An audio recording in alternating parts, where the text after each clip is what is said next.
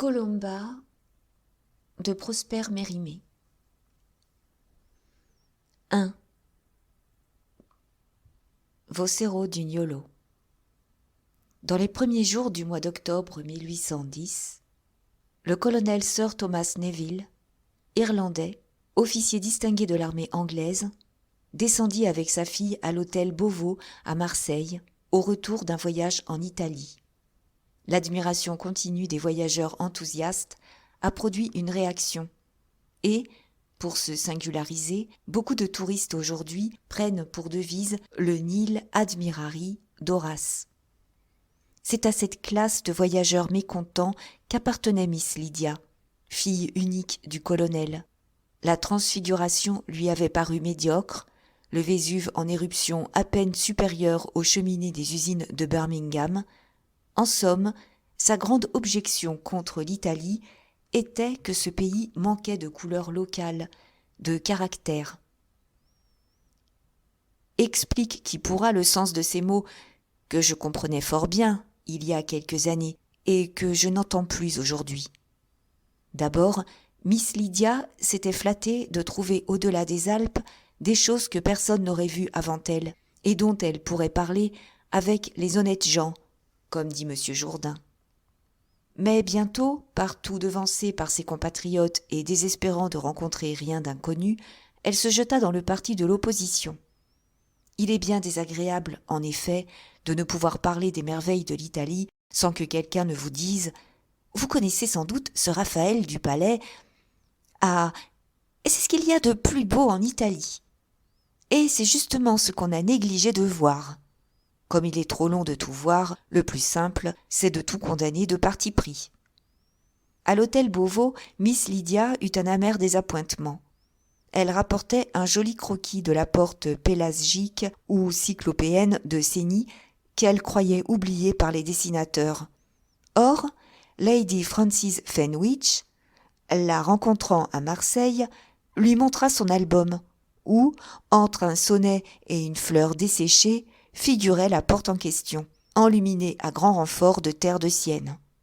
Miss Lydia donna la porte de Sény à sa femme de chambre et perdit toute estime pour les constructions pélasgiques.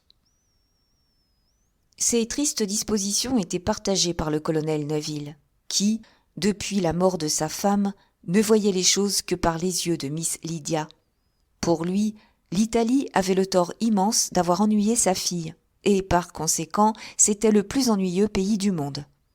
Il n'avait rien à dire, il est vrai, contre les tableaux et les statues, mais ce qu'il pouvait assurer, c'est que la chasse était misérable dans ce pays-là, et qu'il fallait faire 10 lieues au grand soleil dans la campagne de Rome pour tuer quelques méchantes perdrix rouges. Le lendemain de son arrivée à Marseille, il invita à dîner le capitaine Ellis, son ancien adjudant, qui venait de passer 6 semaines en Corse. Le capitaine raconta fort bien à Miss Lydia une histoire de bandit qui avait le mérite de ne ressembler nullement aux histoires de voleurs dont on l'avait si souvent entretenu sur la route de Rome à Naples. Au dessert, les 2 hommes, restés seuls avec des bouteilles de vin de Bordeaux, parlèrent chasse et le colonel apprit qu'il n'y a pas de pays où elle soit plus belle qu'en Corse, plus variée, plus abondante. On y voit force sangliers, disait le capitaine Ellis, et il faut apprendre à les distinguer des cochons domestiques, qui leur ressemblent d'une manière étonnante, car en tuant des cochons, l'on se fait une mauvaise affaire avec leurs gardiens. Ils sortent d'un taillis qu'ils nomment maquis, armés jusqu'aux dents, se font payer leurs bêtes et se moquent de vous. Vous avez encore le mouflon, fort étrange animal, qu'on ne trouve pas ailleurs, fameux gibier, mais difficile. Cerfs, daims, faisans, perdreaux, jamais on ne pourrait nombrer toutes les espèces de gibier qui fourmillent en Corse. Si vous aimez à tirer, allez en Corse, colonel. Là, comme disait un de mes hôtes, vous pourrez tirer sur tous les gibiers possibles, depuis la grive jusqu'à l'homme. Au thé, le capitaine charma de nouveau Miss Lydia par une histoire de vendetta transversale, encore plus bizarre que la première, et il acheva de l'enthousiasmer pour la Corse en lui décrivant l'aspect étrange, sauvage du pays, le caractère original de ses habitants, leur hospitalité et leurs mœurs primitives. Enfin, il mit à ses pieds un joli petit stylet, moins remarquable par sa forme et sa monture en cuivre que par son origine. Un fameux bandit l'avait cédé au capitaine Ellis, garanti pour s'être enfoncé dans 4 corps humains. Miss Lydia le passa dans sa ceinture, le mit sur sa table de nuit et le tira 2 fois de son fourreau avant de s'endormir. De son côté, le colonel rêva qu'il tuait un mouflon et que le propriétaire lui en faisait payer le prix. À quoi il consentait volontiers, car c'était un animal très curieux, qui ressemblait à un sanglier avec des cornes de cerf et une queue de faisan. « Élise conte qu'il y a une chasse admirable en Corse, dit le colonel, déjeunant tête à tête avec sa fille. Si ce n'était pas si loin, j'aimerais à y passer une quinzaine. Eh bien, répondit Miss Lydia, pourquoi n'irions-nous pas en Corse? Pendant que vous chasseriez, je dessinerais. Je serais charmée d'avoir dans mon album la grotte dont parlait le capitaine Ellis, où Bonaparte allait étudier quand il était enfant. C'était peut-être la première fois qu'un désir manifesté par le colonel eût obtenu l'approbation de sa fille. Enchanté de cette rencontre inattendue, il eut pourtant le bon sens de faire quelques objections pour irriter l'heureux caprice de Miss Lydia. En vain, il parla de la sauvagerie du pays et de la difficulté pour une femme d'y voyager. Elle ne craignait rien, elle aimait par-dessus tout à voyager à cheval, elle se faisait une fête de coucher au bivouac, elle menaçait d'aller en Asie mineure. Bref, elle avait réponse à tout, car jamais Anglaise n'avait été en Corse. Donc, elle devait y aller. Et quel bonheur de retour dans St. James Place de montrer son album. « Pourquoi donc, ma chère, passez-vous ce charmant dessin ?»« Oh, ce n'est rien, c'est un croquis que j'ai fait d'après un fameux bandit corse qui nous a servi de guide. »« Comment ? Vous avez été en Corse ?»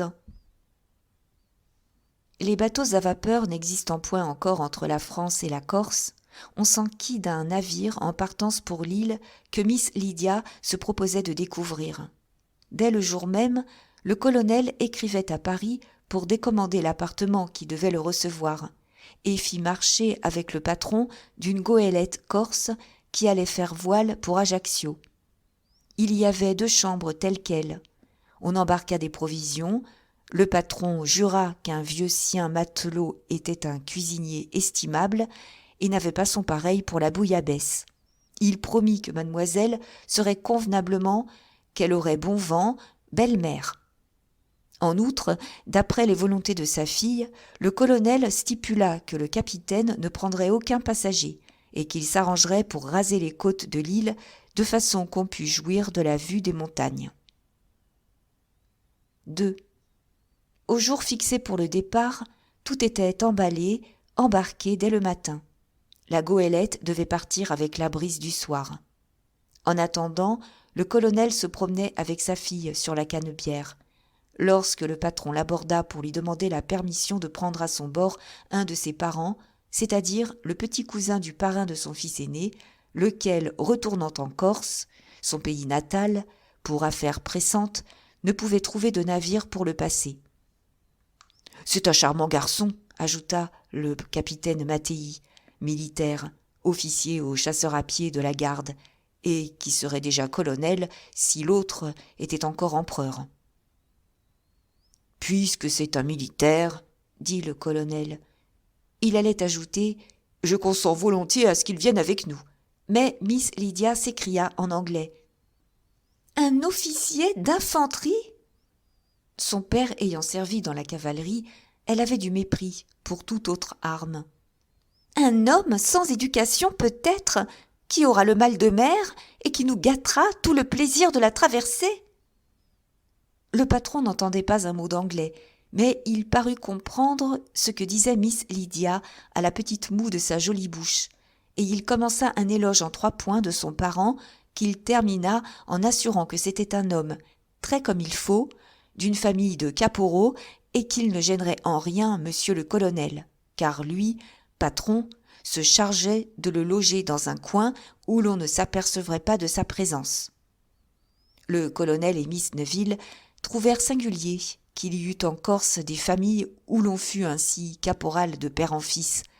Mais, comme ils pensaient pieusement qu'il s'agissait d'un caporal d'infanterie, ils conclurent que c'était quelque pauvre diable que le patron voulait emmener par charité. S'il se fût agi d'un officier, on eût été obligé de lui parler, de vivre avec lui. Mais avec un caporal, il n'y a pas à se gêner, et c'est un être sans conséquence, lorsque son escouade n'est pas là, baïonnette au bout du fusil, pour vous mener où vous n'avez pas envie d'aller. « Votre parent a-t-il le mal de mer ?» demanda Miss Neville d'un ton sec. « Jamais, mademoiselle, le cœur ferme comme un roc, sur mer comme sur terre. »« Eh bien, vous pouvez l'emmener, dit-elle. »« Vous pouvez l'emmener, » répéta le colonel, et ils continuèrent leur promenade. Vers 5 heures du soir, le capitaine Mattei vint les chercher pour monter à bord de la goélette. Sur le port, près de la yole du capitaine, ils trouvèrent un grand jeune homme vêtu d'une redingote bleue boutonnée jusqu'au menton, le teint basané, les yeux noirs, vifs, bien fendus, l'air franc et spirituel. À la manière dont il effaçait les épaules, à sa petite moustache frisée, on reconnaissait facilement un militaire, car à cette époque, les moustaches ne couraient pas les rues, et la garde nationale n'avait pas encore introduit dans toutes les familles la tenue avec les habitudes de corps de garde. Le jeune homme ôta sa casquette en voyant le colonel et le remercia sans embarras et en bons termes du service qu'il lui rendait. « Charmé de vous être utile, mon garçon, » dit le colonel en lui faisant un signe de tête amical. Et il entra dans la yole. « Il est sans gêne, votre anglais, » dit tout bas en italien le jeune homme au patron. Celui-ci plaça son index sous son œil gauche et abaissa les 2 coins de la bouche. Pour qui comprend le langage des signes, cela voulait dire que l'anglais entendait l'italien et que c'était un homme bizarre. Le jeune homme sourit légèrement, toucha son front en réponse au signe de Mattei, comme pour lui dire que tous les Anglais avaient quelque chose de travers dans la tête. Puis il s'assit auprès du patron et considéra avec beaucoup d'attention, mais sans impertinence, sa jolie compagne de voyage. « Ils ont bonne tournure, ces soldats français, » dit le colonel à sa fille en anglais. « Aussi en fait-on facilement des officiers. » Puis, s'adressant en français au jeune homme, « Dites-moi, mon brave, dans quel régiment avez-vous servi ?» Celui-ci donna un léger coup de coude au père du filleul de son petit cousin et, comprimant un sourire ironique, répondit qu'il avait été dans les chasseurs à pied de la garde et que, présentement, il sortait du 7e léger. « Est-ce que vous avez été à Waterloo ? Vous êtes bien jeune. »« Pardon, mon colonel, c'est ma seule campagne. »« Elle compte double, » dit le colonel. Le jeune Corse se mordit les lèvres. « Papa, » dit Miss Lydia en anglais, « demandez-lui donc si les Corses aiment beaucoup leur Bonaparte. » Avant que le colonel eût traduit la question en français, le jeune homme répondit en assez bon anglais, quoique avec un accent prononcé. « Vous savez, mademoiselle, que nul n'est prophète en son pays. Nous autres, compatriotes de Napoléon, nous l'aimons peut-être moins que les Français. Quant à moi, bien que ma famille ait été autrefois l'ennemi de la sienne, je l'aime et l'admire. »« Vous parlez anglais !» s'écria le colonel. « Fort mal, comme vous pouvez vous en apercevoir. » Bien qu'un peu choquée de son ton dégagé, Miss Lydia ne put s'empêcher de rire en pensant à une inimitié personnelle entre un caporal et un empereur. Ce lui fut comme un avant-goût des singularités de la Corse, et elle se promit de noter le trait sur son journal. « Peut-être avez-vous été prisonnier en Angleterre ?» demanda le colonel. « Non, mon colonel, j'ai appris l'anglais en France, tout jeune, d'un prisonnier de votre nation. » Puis, s'adressant à Miss Neville, « Mattei m'a dit que vous reveniez d'Italie. Vous parlez sans doute le pur toscan, mademoiselle. Vous serez un peu embarrassée, je le crains, pour comprendre notre patois. »« Ma fille entend tous les patois italiens, » répondit le colonel. « Elle a le don des langues. Ce n'est pas comme moi. » Mademoiselle comprendrait-elle, par exemple, ces vers d'une de nos chansons corses ? C'est un berger qui dit à une bergère « Santracindru paradisu santu santu, et nun trovaciatir mi nesiria. » Si j'entrais dans le paradis saint, saint, et si je ne t'y trouvais pas, j'en sortirais. Miss Lydia comprit, et trouvant la citation audacieuse, et plus encore le regard qui l'accompagnait, elle répondit en rougissant « Capisco ». « Et vous retournez dans votre pays en semestre ?» demanda le colonel. « Non, mon colonel. Ils m'ont mis en demi-solde, probablement parce que j'ai été à Waterloo et que je suis compatriote de Napoléon. Je retourne chez moi, léger d'espoir, léger d'argent, comme dit la chanson. » Et il soupira en regardant le ciel. Le colonel mit la main à sa poche et, retournant entre ses doigts une pièce d'or, il cherchait une phrase pour la glisser poliment dans la main de son ennemi malheureux. « Et moi aussi, dit-il, d'un ton de bonne humeur. On m'a mis en demi-solde, mais avec votre demi-solde, vous n'avez pas de quoi vous acheter du tabac. Tenez, caporal. » Et il essaya de faire entrer la pièce d'or dans la main fermée que le jeune homme appuyait sur le rebord de l'aïeul. Le jeune Corse rougit, se redressa, se mordit les lèvres et paraissait disposé à répondre avec emportement quand, tout à coup, changeant d'expression, il éclata de rire. Le colonel, sa pièce à la main, demeurait tout ébahi.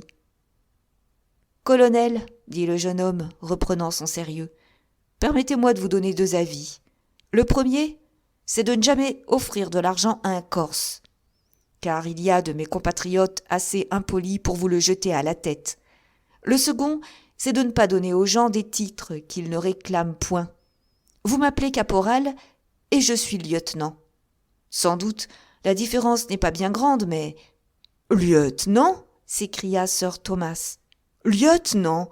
Mais le patron m'a dit que vous étiez caporal, ainsi que votre père et tous les hommes de votre famille. » À ces mots, le jeune homme, se laissant aller à la renverse, se mit à rire de plus belle et de si bonne grâce que le patron et ses 2 matelots éclatèrent en chœur. « Pardon, colonel, dit enfin le jeune homme, mais le quiproquo est admirable. Je ne l'ai compris qu'à l'instant. En effet, ma famille se glorifie de compter des caporaux parmi ses ancêtres, mais nos caporaux corses n'ont jamais eu de galons sur leurs habits. Vers l'an de grâce 1100, quelques communes s'étant révoltées contre la tyrannie des seigneurs montagnards se choisirent des chefs qu'elles nommèrent caporaux. Dans notre île, nous tenons à l'honneur de descendre de ces espèces de tribunes. »« Pardon, monsieur, s'écria le colonel, 1000 fois pardon. Puisque vous comprenez la cause de ma méprise, j'espère que vous voudrez bien l'excuser. » Et il lui tendit la main. « C'est la juste punition de mon petit orgueil, colonel, » dit le jeune homme, riant toujours et serrant cordialement la main de l'Anglais. « Je ne vous en veux pas le moins du monde. Puisque mon ami Mattei m'a si mal présenté, permettez-moi de me présenter moi-même. Je m'appelle Orso della Rebbia, lieutenant en demi-solde, et si, comme je le présume en voyant ces 2 beaux chiens, vous venez en Corse pour chasser, je serais très flatté de vous faire les honneurs de nos maquis et de nos montagnes. Si, toutefois, je ne les ai pas oubliés, » ajouta-t-il en soupirant. En ce moment, l'aïeul touchait la goélette. Le lieutenant offrit la main à Miss Lydia, puis aida le colonel à se guinder sur le pont. Là, sir Thomas, toujours fort penaud de sa méprise, et ne sachant comment faire oublier son impertinence à un homme qui datait de l'an 1100, sans attendre l'assentiment de sa fille, le pria à souper en lui renouvelant ses excuses et ses poignées de main. Miss Lydia fronçait bien un peu le sourcil, mais, après tout, elle n'était pas fâchée de savoir ce que c'était qu'un caporal. Son hôte ne lui avait pas déplu, elle commençait même à lui trouver un certain je ne sais quoi aristocratique. Seulement, il avait l'air trop franc et trop gai pour un héros de roman. Lieutenant de la Rébia, dit le colonel en le saluant à la manière anglaise, un verre de vin de Madère à la main. J'ai vu en Espagne beaucoup de vos compatriotes. C'était de la fameuse infanterie en tirailleurs. Oui, beaucoup sont restés en Espagne, dit le jeune lieutenant d'un air sérieux. Je n'oublierai jamais la conduite d'un bataillon corse à la bataille de Vittoria, poursuivit le colonel. Il doit m'en souvenir, ajouta-t-il en se frottant la poitrine. Toute la journée, ils avaient été en tirailleurs dans les jardins, derrière les haies, et nous avaient tué je ne sais combien d'hommes et de chevaux. La retraite décidée, ils se rallièrent et se mirent à filer grand train. En plaine, nous espérions prendre notre revanche. Mais drôle. Excusez, lieutenant. Ces braves gens, dis-je, s'étaient formés en carré et il n'y avait pas moyen de les rompre. Au milieu du carré, je crois le voir encore, il y avait un officier monté sur un petit cheval noir. Il se tenait à côté de l'aigle, fumant son cigare comme s'il eût été au café. Parfois, comme pour nous braver, leur musique nous jouait des fanfares. Je lance sur eux mes 2 premiers escadrons. Bah, au lieu de mordre sur le front du carré, voilà mes dragons qui passent à côté, puis font demi-tour et reviennent fort en désordre et plus d'un cheval sans maître. Et toujours la diable de musique. Quand la fumée qui enveloppait le bataillon se dissipa, je revis l'officier à côté de l'aigle, fumant encore son cigare. Enragé, je me mis moi-même à la tête d'une dernière charge. Leurs fusils, crassés à force de tirer, ne partaient plus. Mais les soldats étaient formés sur 6 rangs, la baïonnette au nez des chevaux. On eût dit un mur. Je criais, j'exhortais mes dragons, je serrais la botte pour faire avancer mon cheval, quand l'officier dont je vous parlais, ôtant enfin son cigare, me montra de la main à un de ses hommes. J'entendis quelque chose comme Al Capello Bianco. J'avais un plumet blanc. Je n'en entendis pas davantage, car une balle me traversa la poitrine. C'était un beau bataillon, monsieur Della Rebbia, le premier du 18e léger, tous corses, à ce qu'on me dit depuis. Oui, dit Orso, dont les yeux brillaient pendant ce récit. Ils soutinrent la retraite et rapportèrent leur aigle. Mais les 2 tiers de ces braves gens dorment aujourd'hui dans la plaine de Vittoria. Et par hasard, sauriez-vous le nom de l'officier qui les commandait ? C'était mon père. Il était alors major au 18e et fut fait colonel pour sa conduite dans cette triste journée. Votre père ? Par ma foi, c'était un brave. J'aurais du plaisir à le revoir, et je le reconnaîtrais, j'en suis sûr. Vit-il encore ? Non, colonel, dit le jeune homme, pâlissant légèrement. Était-il à Waterloo ? Oui, colonel, mais il n'a pas eu le bonheur de tomber sur un champ de bataille. Il est mort en Corse, il y a 2 ans. Mon Dieu, que cette mer est belle. Il y a 10 ans que je n'ai vu la Méditerranée. Ne trouvez-vous pas la Méditerranée plus belle que l'océan, mademoiselle ? Je la trouve trop bleue, et les vagues manquent de grandeur. Vous aimez la beauté sauvage, mademoiselle ? À ce compte, je crois que la Corse vous plaira.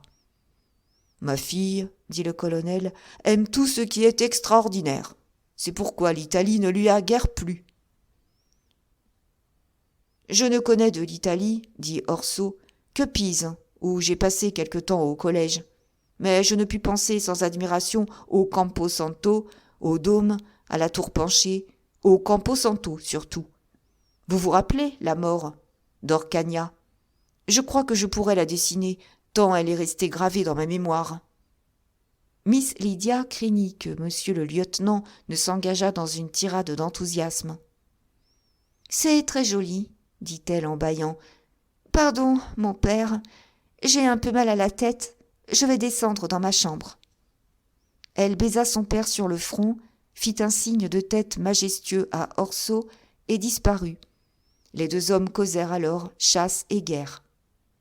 Ils apprirent qu'à Waterloo, ils étaient en face l'un de l'autre et qu'ils avaient dû échanger bien des balles. Leur bonne intelligence en redoubla. Tour à tour, ils critiquèrent Napoléon, Wellington et Blücher. Puis, ils chassèrent ensemble le daim, le sanglier et le mouflon. Enfin, la nuit étant déjà très avancée et la dernière bouteille de Bordeaux finie, le colonel serra de nouveau la main au lieutenant et lui souhaita le bonsoir en exprimant l'espoir de cultiver une connaissance commencée d'une façon si ridicule. Ils se séparèrent et chacun fut se coucher. 3. La nuit était belle, la lune se jouait sur les flots, le navire voguait doucement au gré d'une brise légère. Miss Lydia n'avait point envie de dormir. Et ce n'était que la présence d'un profane qui l'avait empêché de goûter ses émotions qu'en mer et par un clair de lune, tout être humain éprouve quand il a 2 grains de poésie dans le cœur.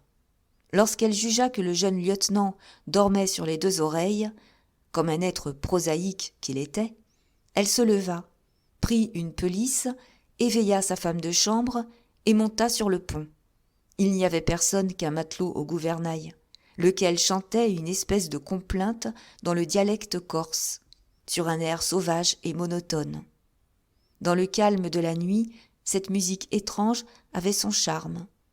Malheureusement, Miss Lydia ne comprenait pas parfaitement ce que chantait le matelot. Au milieu de beaucoup de lieux communs, un vers énergique excitait vivement sa curiosité, mais bientôt, au plus beau moment, arrivaient quelques mots de patois dont le sens lui échappait. Elle comprit pourtant qu'il était question d'un meurtre. Des imprécations contre les assassins, des menaces de vengeance, l'éloge du mort, tout cela a été confondu pêle-mêle. Elle retint quelques vers. Je vais essayer de les traduire. Ni les canons, ni les baïonnettes n'ont fait pâlir son front, serein sur un champ de bataille, comme un ciel d'été. Il était le faucon ami de l'aigle, miel des sables pour ses amis. Pour ses ennemis, la mer en courroux. Plus haut que le soleil, plus doux que la lune, lui que les ennemis de la France n'atteignirent jamais, des assassins de son pays l'ont frappé par derrière, comme Vitolo tua Sampiero Corso. Jamais il n'eût osé le regarder en face. Placé sur la muraille, devant mon lit, ma croix d'honneur bien gagnée. Rouge en est le ruban, plus rouge ma chemise. À mon fils en lointain pays, gardez ma croix et ma chemise sanglante. Il y verra 2 trous, pour chaque trou, un trou dans une autre chemise.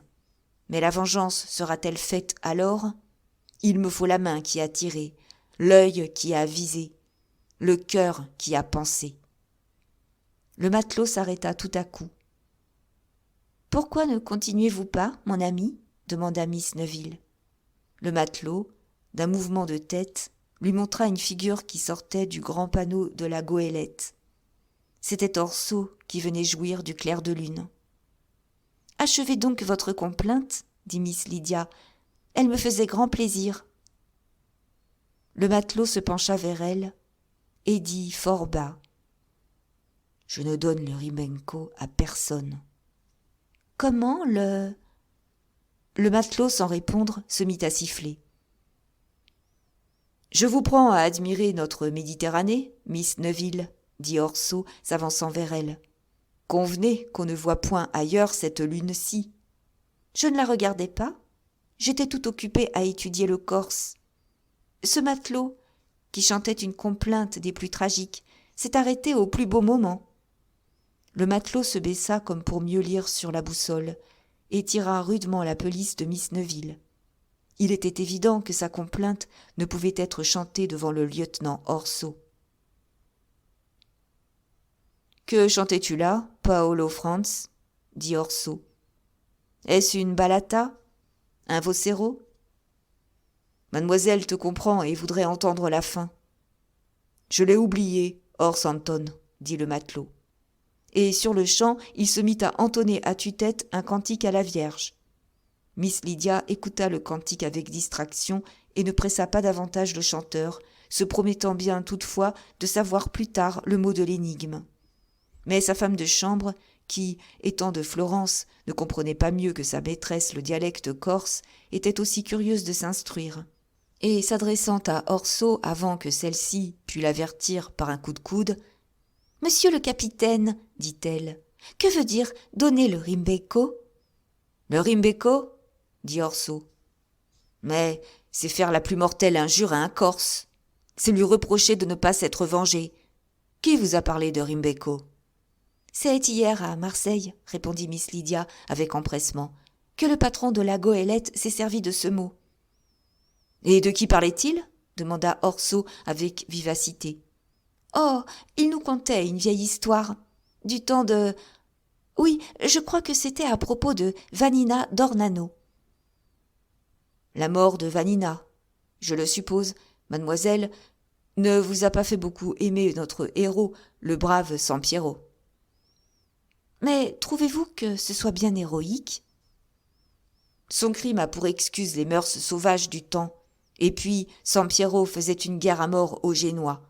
Quelle confiance auraient pu avoir en lui ses compatriotes s'ils n'avaient pas puni celle qui cherchait à traiter avec Gênes ? Vanina, dit le matelot, était partie sans la permission de son mari. Sampiero a bien fait de lui tordre le cou. Mais, dit Miss Lydia, c'était pour sauver son mari. C'est par amour pour lui qu'elle allait demander sa grâce aux Génois. Demander sa grâce ? C'était l'avilir, s'écria Orso. Et l'a tué lui-même, poursuivit Miss Neville. Quel monstre ce devait être ! Vous savez qu'elle lui demanda, comme une faveur, de périr de sa main ? Othello, mademoiselle, le regardez-vous aussi comme un monstre ? Quelle différence ! Il était jaloux. Sampiero n'avait que de la vanité. Et la jalousie, n'est-ce pas aussi de la vanité ? C'est la vanité de l'amour. Et vous l'excuserez peut-être en faveur du motif ? Miss Lydia lui jeta un regard plein de dignité et, s'adressant au matelot, lui demanda quand la goélette arriverait au port. « Après-demain, dit-il, si le vent continue. »« Je voudrais déjà voir Ajaccio, car ce navire m'excède. » Elle se leva, prit le bras de sa femme de chambre et fit quelques pas sur le tillac. Orso demeura immobile auprès du gouvernail, ne sachant s'il devait se promener avec elle ou bien cesser une conversation qui paraissait l'importuner. « Belle fille, par le sang de la Madone, dit le matelot, si toutes les puces de mon lit lui ressemblaient, je ne me plaindrais pas d'en être mordu. » Miss Lydia entendit peut-être cet éloge naïf de sa beauté et s'en effaroucha, car elle descendit presque aussitôt dans sa chambre. Bientôt après, Orso se retira de son côté. Dès qu'il eut quitté le tillac, la femme de chambre remonta et, après avoir fait subir un interrogatoire au matelot, rapporta les renseignements suivants à sa maîtresse. La balata interrompue par la présence d'Orso avait été composée à l'occasion de la mort du colonel Della Rebbia, père du Sudi, assassiné il y avait 2 ans. Le matelot ne doutait pas qu'Orso ne revînt en Corse pour faire la vengeance. C'était son expression, et affirmait qu'avant peu on verrait de la viande fraîche dans le village de Pietranera. Traduction faite de ce terme national, il résultait que le seigneur Orso se proposait d'assassiner 2 ou 3 personnes soupçonnées d'avoir assassiné son père, lesquelles, à la vérité, avaient été recherchées en justice pour ce fait, mais s'étaient trouvées blanches comme neige, attendu qu'elles avaient dans leurs manches juges, avocats, préfets et gendarmes. « Il n'y a pas de justice en Corse, ajoutait le matelot, et je fais plus de cas d'un bon fusil que d'un conseiller à la cour royale. Quand on a un ennemi, il faut choisir entre les 3 S. » Ces renseignements intéressants changèrent d'une façon notable les manières et les dispositions de Miss Lydia à l'égard du lieutenant Della Rebbia. Dès ce moment, il était devenu un personnage aux yeux de la romanesque anglaise. Maintenant, cet air d'insouciance, ce ton de franchise et de bonne humeur, qui d'abord l'avait prévenue défavorablement, devenait pour elle un mérite de plus, car c'était la profonde dissimulation d'une âme énergique, qui ne laisse percer à l'extérieur aucun des sentiments qu'elle renferme.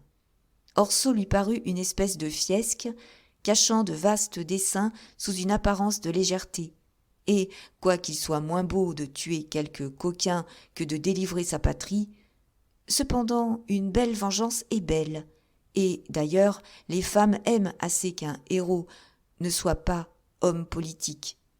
Alors seulement Miss Neville remarqua que le jeune lieutenant avait de fort grands yeux, des dents blanches, une taille élégante, de l'éducation et quelques usages du monde. Elle lui parla souvent dans la journée suivante, et sa conversation l'intéressa. Il fut longuement questionné sur son pays, et il en parlait bien. La Corse, qu'il avait quittée fort jeune, d'abord pour aller au collège, puis à l'école militaire, était restée dans son esprit parée de couleurs poétiques. Il s'animait en parlant de ses montagnes, de ses forêts, des coutumes originales de ses habitants.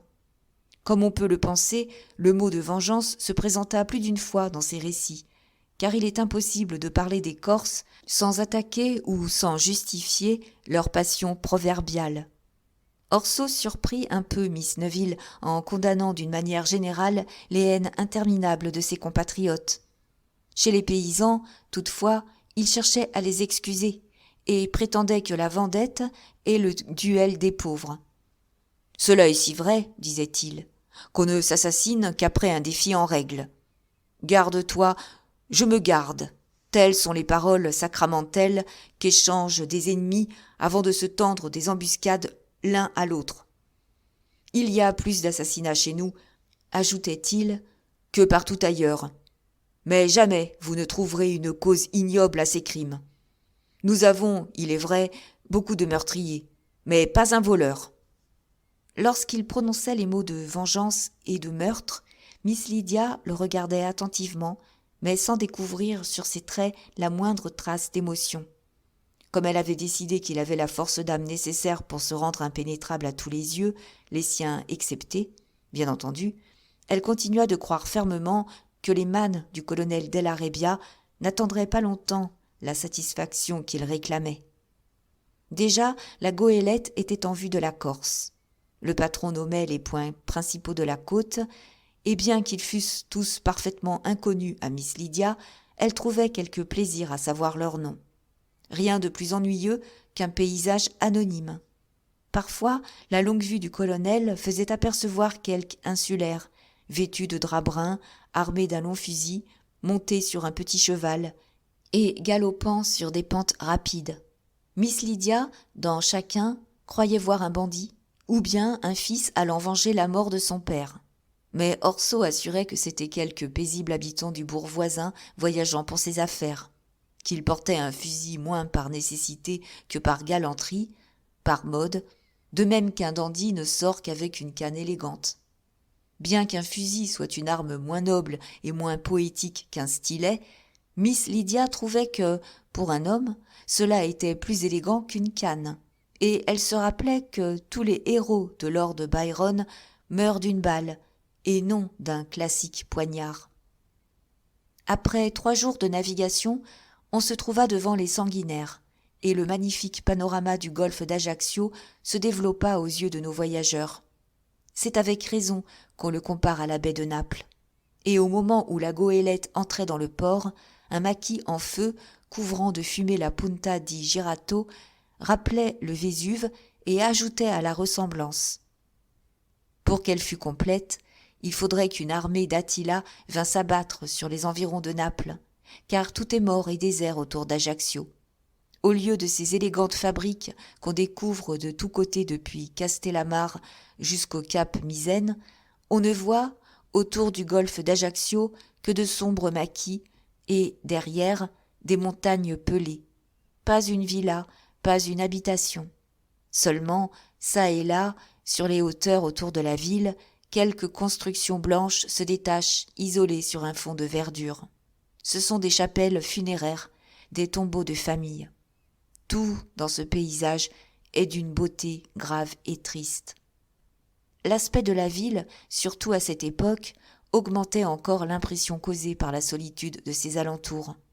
Nul mouvement dans les rues, où l'on ne rencontre qu'un petit nombre de figures oisives et toujours les mêmes. Point de femmes, sinon quelques paysannes qui viennent vendre leurs denrées. On n'entend point parler haut, rire, chanter comme dans les villes italiennes. Quelquefois, à l'ombre d'un arbre de la promenade, une douzaine de paysans armés jouent aux cartes ou regardent jouer. Ils ne crient pas, ne se disputent jamais. Si le jeu s'anime, on entend alors des coups de pistolet qui toujours précèdent la menace. Le Corse est naturellement grave et silencieux. Le soir, quelques figures paraissent pour jouir de la fraîcheur, mais les promeneurs du cours sont presque tous des étrangers. Les insulaires restent devant leurs portes, chacun semble aux aguets, comme un faucon sur son nid. 4. Après avoir visité la maison où Napoléon est né, après s'être procuré, par des moyens plus ou moins catholiques, un peu du papier de la tenture, Miss Lydia, 2 jours après être débarquée en Corse, se sentit saisir d'une tristesse profonde, comme il doit arriver à tout étranger qui se trouve dans un pays dont les habitudes insociables semblent le condamner à un isolement complet. Elle regretta son coup de tête, mais partir sur le champ c'eût été compromettre sa réputation de voyageuse intrépide. Miss Lydia se résigna donc à prendre patience et à tuer le temps de son mieux. Dans cette généreuse résolution, elle prépara crayon et couleurs, esquissa des vues du golfe et fit le portrait d'un paysan basané qui vendait des melons, comme un maraîcher du continent, mais qui avait une barbe blanche et l'air du plus féroce coquin qui se pût voir. Tout cela ne suffisant point à l'amuser, elle résolut de faire tourner la tête aux descendants des caporaux, et la chose n'était pas difficile, car, loin de se presser pour revoir son village, Orso semblait se plaire fort à Ajaccio, bien qu'il n'y vît personne. D'ailleurs, Miss Lydia s'était proposé une noble tâche, celle de civiliser cet ours des montagnes et de le faire renoncer au sinistre dessein qui le ramenait dans son île. Depuis qu'elle avait pris la peine de l'étudier, elle s'était dit qu'il serait dommage de laisser ce jeune homme courir à sa perte, et que, pour elle, il serait glorieux de convertir un Corse. Les journées pour nos voyageurs se passaient comme il suit. Le matin, le colonel et Orso allaient à la chasse.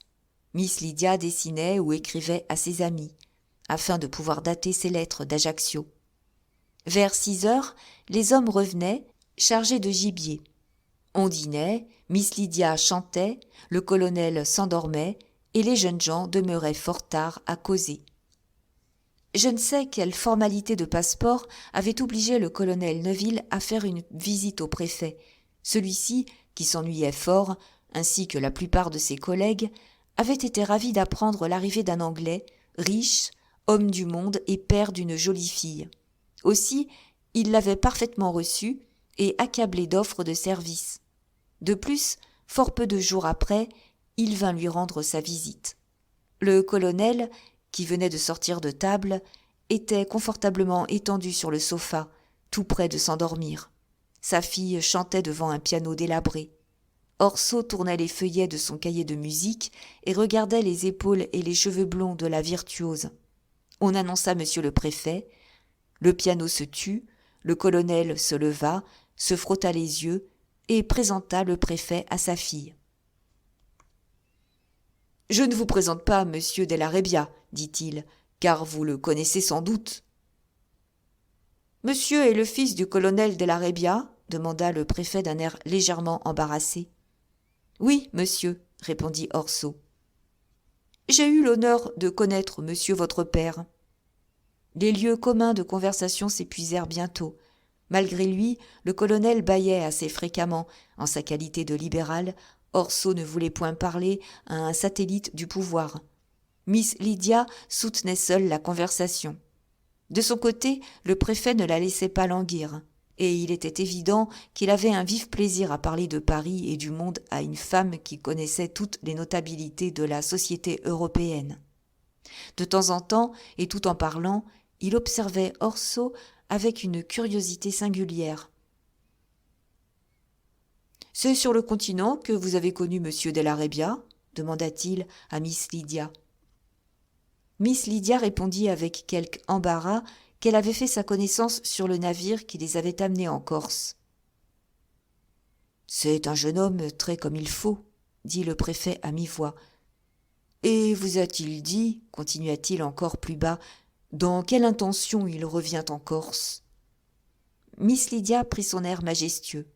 « Je ne lui ai point demandé, dit-elle. Vous pouvez l'interroger. » Le préfet garda le silence, mais un moment après, entendant Orso adresser au colonel quelques mots en anglais, Vous avez beaucoup voyagé, monsieur, dit-il, à ce qu'il paraît. Vous devez avoir oublié la Corse et ses coutumes. Il est vrai, j'étais bien jeune quand je l'ai quittée. Vous appartenez toujours à l'armée ? Je suis en demi-solde, monsieur. Vous avez été trop longtemps dans l'armée française pour ne pas devenir tout à fait français. Je n'en doute pas, monsieur. Il prononça ces derniers mots avec une emphase marquée. Ce n'est pas flatter prodigieusement les Corses que leur rappeler qu'ils appartiennent à la grande nation. Ils veulent être un peuple à part, et cette prétention, ils la justifient assez bien pour qu'on la leur accorde. Orso, un peu piqué, répliqua. « Pensez-vous, monsieur le préfet, qu'un Corse, pour être homme d'honneur, ait besoin de servir dans l'armée française ?»« Non, certes, dit le préfet, ce n'est nullement ma pensée.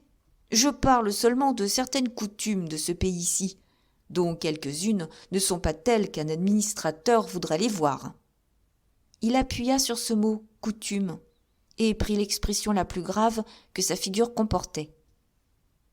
Bientôt après, il se leva et sortit, emportant la promesse que Miss Lydia irait voir sa femme à la préfecture. Quand il fut parti, « Il fallait, dit Miss Lydia, que j'allasse en Corse pour apprendre ce que c'est qu'un préfet.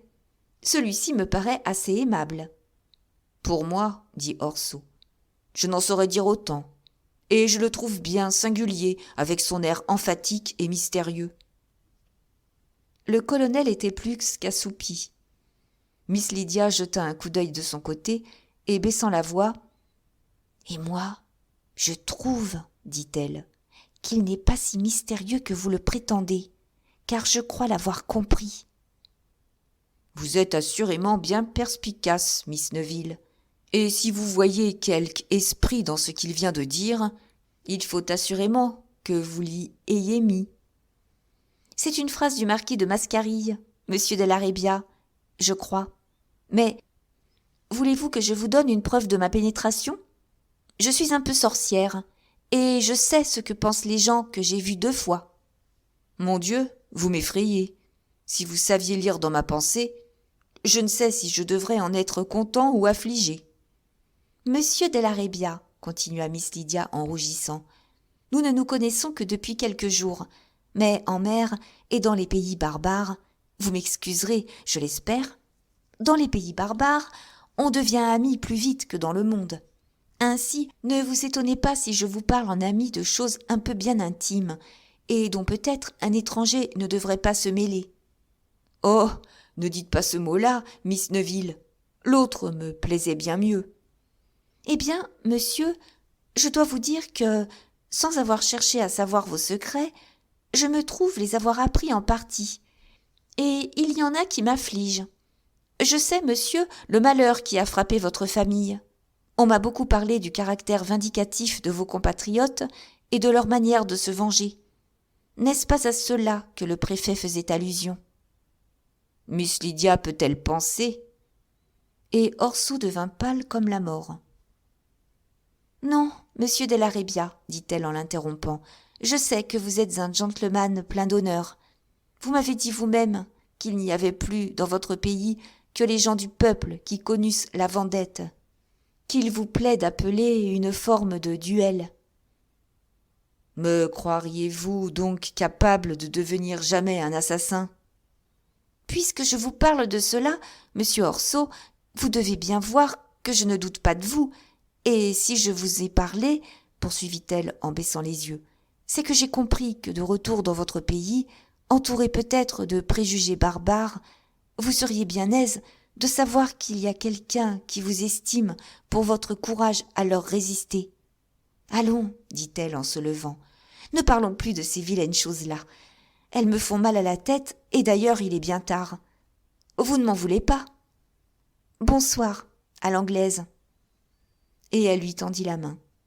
Orso la pressa d'un air grave et pénétré. Mademoiselle, dit-il, savez-vous qu'il y a des moments où l'instinct du pays se réveille en moi ? Quelquefois, lorsque je songe à mon pauvre père, alors d'affreuses idées m'obsèdent. Grâce à vous, j'en suis à jamais délivré. Merci. Merci. » Il allait poursuivre, mais Miss Lydia fit tomber une cuillère à thé et le bruit réveilla le colonel.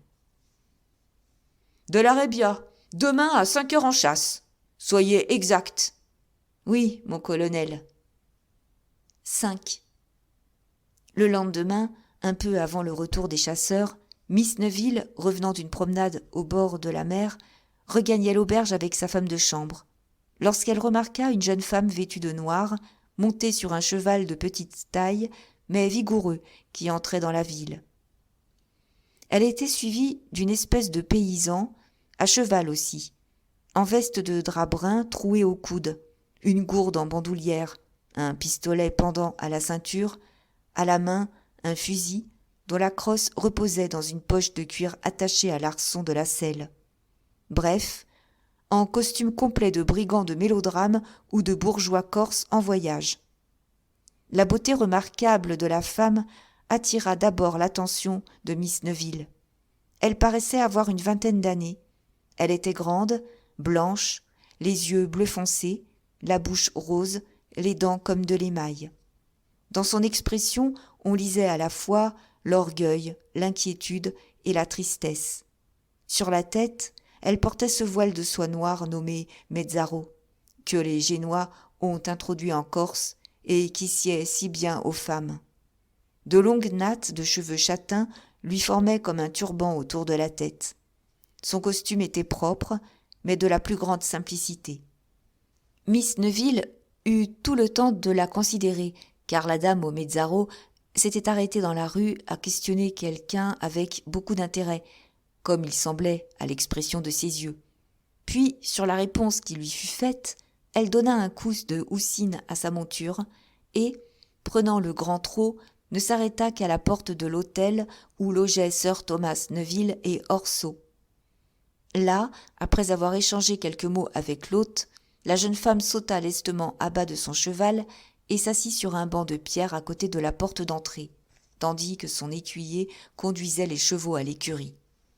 Miss Lydia passa avec son costume parisien devant l'étrangère sans qu'elle levât les yeux. Un quart d'heure après, ouvrant sa fenêtre, elle vit encore la dame au mezzaro assise à la même place et dans la même attitude. Bientôt parurent le colonel et Orso revenant de la chasse. Alors l'hôte dit quelques mots à la demoiselle en deuil et lui désigna du doigt le jeune Della Rebbia. Celle-ci rougit, se leva avec vivacité, fit quelques pas en avant, puis s'arrêta immobile et comme interdite. Orso était tout près d'elle, la considérant avec curiosité. « Vous êtes, dit-elle d'une voix émue, Orso Antonio Della Rebbia ? Moi, je suis Colomba. »« Colomba !» s'écria Orso. Et, la prenant dans ses bras, il l'embrassa tendrement, ce qui étonna un peu le colonel et sa fille, car en Angleterre, on ne s'embrasse pas dans la rue. « Mon frère, dit Colomba, vous me pardonnerez si je suis venue sans votre ordre, mais j'ai appris, par nos amis, que vous étiez arrivé, et c'était pour moi une si grande consolation de vous voir. » Orso l'embrassa encore, puis, se tournant vers le colonel, « C'est ma sœur, dit-il, que je n'aurais jamais reconnue si elle ne s'était nommée. Colomba, le colonel sir Thomas Neville. Colonel, vous voudrez bien m'excuser, mais je ne pourrai avoir l'honneur de dîner avec vous, aujourd'hui. Ma sœur... »« Hé, où diable voulez-vous dîner, mon cher ?» s'écria le colonel. « Vous savez bien qu'il n'y a qu'un dîner dans cette maudite auberge, et il est pour nous. Mademoiselle fera grand plaisir à ma fille de se joindre à nous. » Colomba regarda son frère, qui ne se fit pas trop prier, et tous ensemble entrèrent dans la plus grande pièce de l'auberge, qui servait au colonel de salon et de salle à manger. Mademoiselle Della Rebbia, présentée à Miss Neville, lui fit une profonde révérence, mais ne dit pas une parole. On voyait qu'elle était très effarouchée et que, pour la première fois de sa vie peut-être, elle se trouvait en présence d'étrangers, gens du monde. Cependant, dans ses manières, il n'y avait rien qui sentît la province. Chez elle, l'étrangeté sauvait la gaucherie. Elle plut à Miss Neville par cela même, et, comme il n'y avait pas de chambre disponible dans l'hôtel que le colonel et sa suite avaient envahi, Miss Lydia poussa la condescendance ou la curiosité jusqu'à offrir à mademoiselle Della Rebbia de lui faire dresser un lit dans sa propre chambre.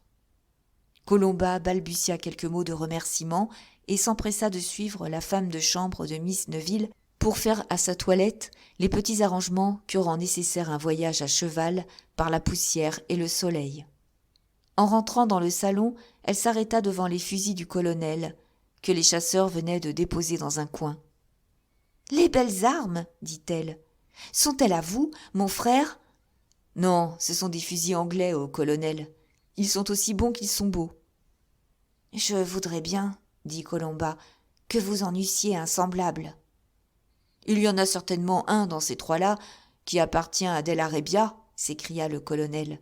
Il s'en sert trop bien.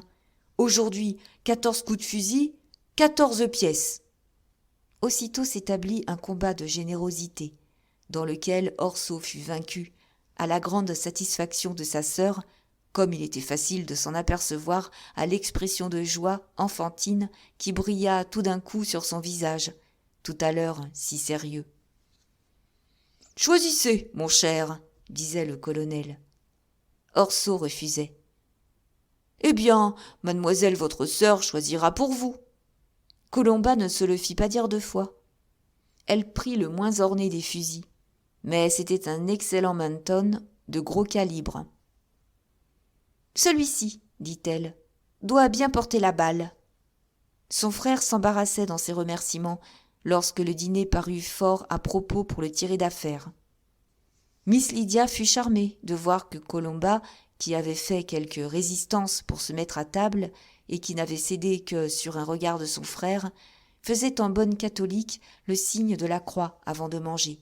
« Bon, se dit-elle, voilà qui est primitif. » Et elle se promit de faire plus d'une observation intéressante sur ce jeune représentant des vieilles mœurs de la Corse. Pour Orso, il était évidemment un peu mal à son aise, par la crainte sans doute que sa sœur ne dît ou ne fît quelque chose qui sentît trop son village. Mais Colomba l'observait sans cesse et réglait tous ses mouvements sur ceux de son frère. Quelquefois, elle le considérait fixement avec une étrange expression de tristesse.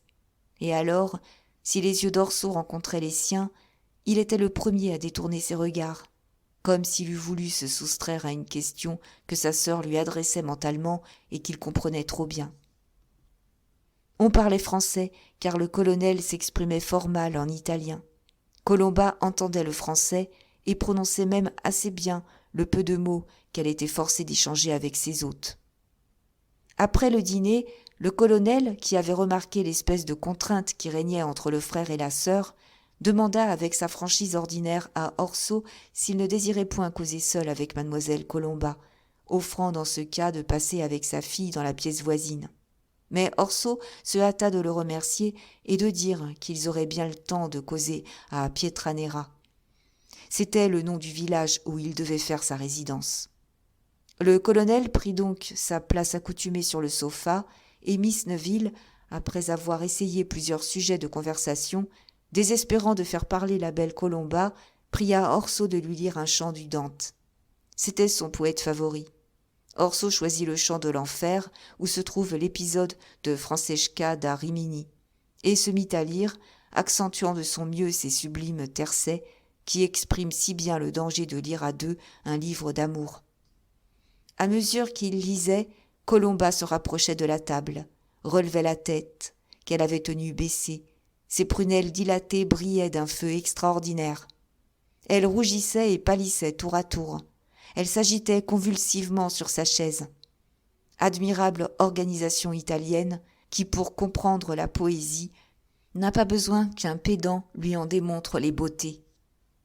Quand la lecture fut terminée, « Que cela est beau !» s'écria-t-elle. « Qui a fait cela, mon frère ?» Orso fut un peu déconcerté, et Miss Lydia répondit en souriant que c'était un poète florentin mort depuis plusieurs siècles. « Je te ferai lire le Dante, dit Orso, quand nous serons à Pietranera. »« Mon Dieu, que cela est beau !» répétait Colomba, et elle dit 3 ou 4 tercets qu'elle avait retenus, d'abord à voix basse, puis, s'animant, elle les déclama tout haut, avec plus d'expression que son frère n'en avait mis à les lire. Miss Lydia, très étonnée, « Vous paraissez aimer beaucoup la poésie, dit-elle. Que je vous envie le bonheur que vous aurez à lire le Dante comme un livre nouveau. » Vous voyez, Miss Neville, disait Orso, quel pouvoir ont les vers du Dante pour émouvoir ainsi une petite sauvagesse qui ne sait que son pater. Mais je me trompe. Je me rappelle que Colomba est du métier. Tout enfant, elle s'escrimait à faire des vers, et mon père m'écrivait qu'elle était la plus grande vocératrice de Pietranera et de 2 lieues à la ronde. Colomba jeta un coup d'œil suppliant à son frère. Miss Neville avait ouï parler des improvisatrices corses et mourait d'envie d'en entendre une. Ainsi, elle s'empressa de prier Colomba de lui donner un échantillon de son talent. Orso s'interposa alors, fort contrarié de s'être si bien rappelé les dispositions poétiques de sa sœur. Il eut beau jurer que rien n'était plus plat qu'une ballata corse, protester que réciter des vers corses après ceux du Dante, c'était trahir son pays, il ne fit qu'irriter le caprice de Miss Neville et se vit obligé à la fin de dire à sa sœur « Eh bien, improvise quelque chose, mais que cela soit court. » Colomba poussa un soupir, regarda attentivement pendant 1 minute le tapis de la table, puis les poutres du plafond. Enfin, mettant la main sur ses yeux comme ces oiseaux qui se rassurent et croient n'être point vus quand ils ne voient point eux-mêmes, chanta, ou plutôt déclama d'une voix mal assurée la sérénata qu'on va lire. La jeune fille et la palombe. Dans la vallée, bien loin derrière les montagnes, le soleil n'y vient qu'1 heure tous les jours, il y a dans la vallée une maison sombre, et l'herbe y croît sur le seuil. Portes, fenêtres sont toujours fermées, nulle fumée ne s'échappe du toit. Mais à midi, lorsque vient le soleil, une fenêtre s'ouvre alors, et l'orpheline s'assied, filant à son rouet. Elle file et chante en travaillant, un chant de tristesse, mais nul autre chant ne répond au sien. Un jour de printemps, une palombe se posa sur un arbre voisin et entendit le chant de la jeune fille. « Jeune fille, dit-elle, tu ne pleures pas seule, un cruel épervier m'a ravi ma compagne. Palombe, montre-moi l'épervier ravisseur. Fût-il aussi haut que les nuages, je l'aurais bientôt abattu en terre. Mais moi, pauvre fille, qui me rendra mon frère maintenant en lointain pays? Jeune fille, dis-moi où est ton frère, et mes ailes me porteront près de lui. » Voilà une palombe bien élevée, s'écria Orso en embrassant sa sœur avec une émotion qui contrastait avec le ton de plaisanterie qu'il affectait. Votre chanson est charmante, dit Miss Lydia. Je veux que vous me l'écriviez dans mon album. Je la traduirai en anglais et je la ferai mettre en musique. Le brave colonel, qui n'avait pas compris un mot, joignit ses compliments à ceux de sa fille. Puis il ajouta « Cette palombe dont vous parlez, mademoiselle, c'est cet oiseau que nous avons mangé aujourd'hui à la Crapaudine. » Miss Neville apporta son album et ne fut pas peu surprise de voir l'improvisatrice écrire sa chanson en ménageant le papier d'une façon singulière. Au lieu d'être en vedette, les vers se suivaient sur la même ligne, tant que la largeur de la feuille le permettait, en sorte qu'il ne convenait plus à la définition connue des compositions poétiques. 2 petites lignes d'inégale longueur avec une marge de chaque côté.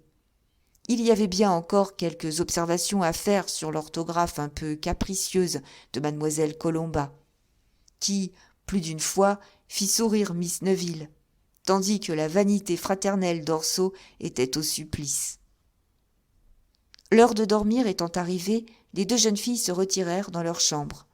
Là, tandis que Miss Lydia détachait collier, boucles, bracelets, elle observa sa compagne qui retirait de sa robe quelque chose de long, comme un busc, mais de forme bien différente pourtant. Colomba mit cela avec soin et presque furtivement sous son mezzaro déposé sur une table. Puis elle s'agenouilla et fit dévotement sa prière. 2 minutes après, elle était dans son lit. Très curieuse de son naturel et lente comme une Anglaise à se déshabiller, Miss Lydia s'approcha de la table et, feignant de chercher une épingle, souleva le mezzaro et aperçut un stylet assez long, curieusement monté en nacre et en argent. Le travail en était remarquable, et c'était une arme ancienne et de grand prix pour un amateur. « Est-ce l'usage ici, dit Miss Neville en souriant, que les demoiselles portent ce petit instrument dans leur corset ? » « Il le faut bien, répondit Colomba en soupirant. Il y a de méchantes gens. Et auriez-vous vraiment le courage d'en donner un coup comme cela ? Et Miss Neville, le stylet à la main, faisait le geste de frapper, comme on frappe au théâtre, de haut en bas. Oui, si cela était nécessaire, dit Colomba de sa voix douce et musicale, pour me défendre, ou défendre mes amis. Mais ce n'est pas comme cela qu'il faut le tenir. Vous pourriez vous blesser si la personne que vous voulez frapper se retirait. Et, se levant sur son séant, « Tenez, c'est ainsi, en remontant le cou. Comme cela, il est mortel, dit-on. Heureux les gens qui n'ont pas besoin de telles armes. » Elle soupira, abandonna sa tête sur l'oreiller, ferma les yeux. On aurait pu voir une tête plus belle, plus noble, plus virginale. Phidias, pour sculpter sa Minerve, n'aurait pas désiré un autre modèle.